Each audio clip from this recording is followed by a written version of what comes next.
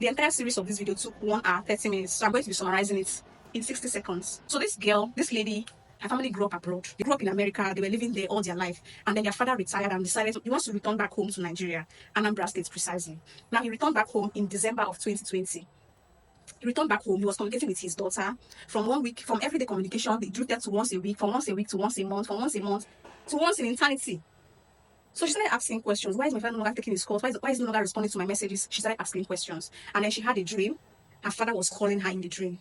Now, when the father was calling her, she would call her auntie in the village that around the father. And the auntie would be like, oh, I'm cooking, I'm in the kitchen, I'm busy. Don't worry, when I get to the house, I will give him the phone so I can talk to you. 2 weeks went by, no response, nothing.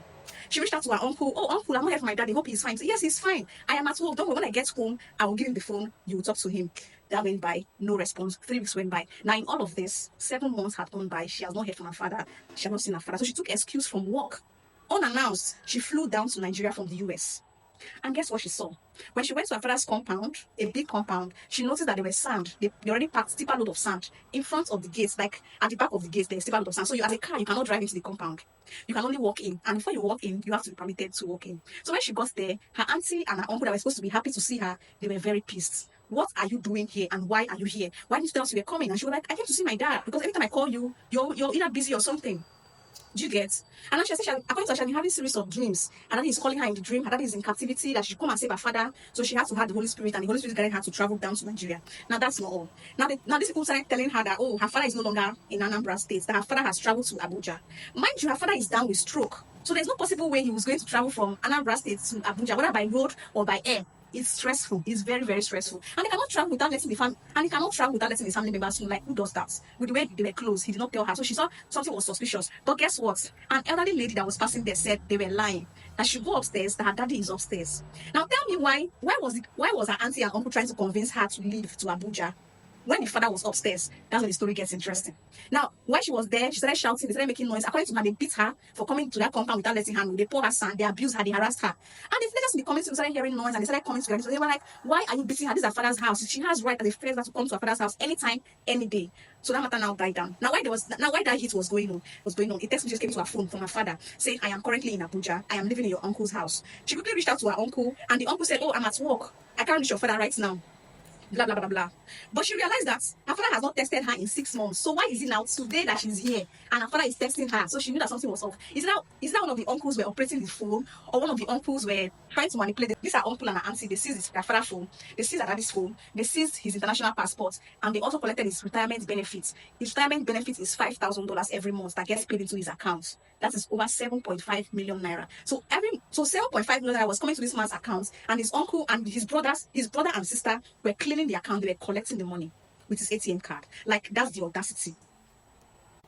Now, since that elderly woman told her that they were lying, that daddy is upstairs, that she go and check upstairs for her daddy, her uncle and auntie refused to let her go upstairs. They said her father is in Nigeria, she cannot go into her father's compound. The audacity.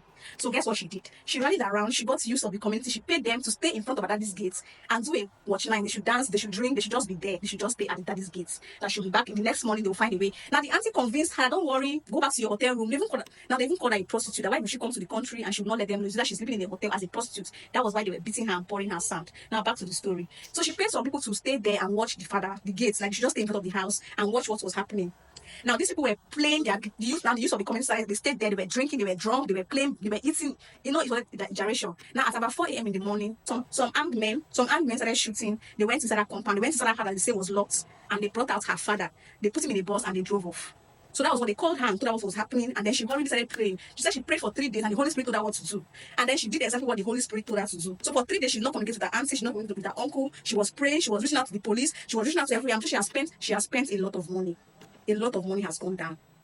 Now, this is someone that took a vacation, they took a break from work to say, okay, let me spend 1 week and maybe see my dad and leave. But the plans changed when she got there and noticed that they could not let her see her father. So she said that even if she see her father, she's going to take him along. She's going to take him along. Now, when she was still praying, the spirit ministered to her that they have taken her daddy to a shrine. Meaning, if she's going to travel with her, if she's going to see her father would deny taking her out. Her father would deny knowing her. That was why they kidnapped him. They took him to a shrine to make him forget about his children, to make him forget about everything, and to let everybody in the village know that he wants to stay back there.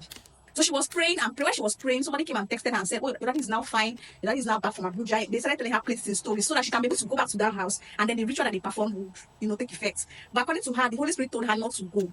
that it's the plan. Once the father sees her, the father will deny knowing her. The father will tell her he doesn't want to see her. Now, this girl struggled her way, went to the Igwe summoned her, and the auntie said that the father has been going through treatment, the father has been going through medical history, someone that is down with stroke.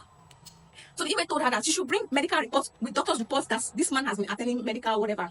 And that was like this woman, this auntie disappeared. She never went to the Igwe, she never went to the chief council of chiefs, which was very disrespectful.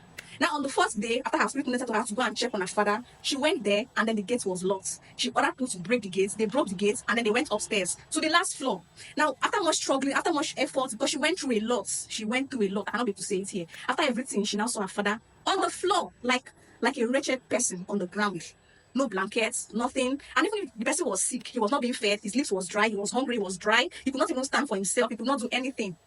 The community people were behind her. She hired police, she hired the community boys. Everybody knew that the uncle and the auntie were wicked. And guess what? When people were asking about her brother, which is her father, they were asking her auntie about her brother. She would always tell them that, oh, he has traveled back, he's not around. She's always giving them excuses. Meanwhile, that man has been bedridden in that house. Meaning they only give him food when they remember.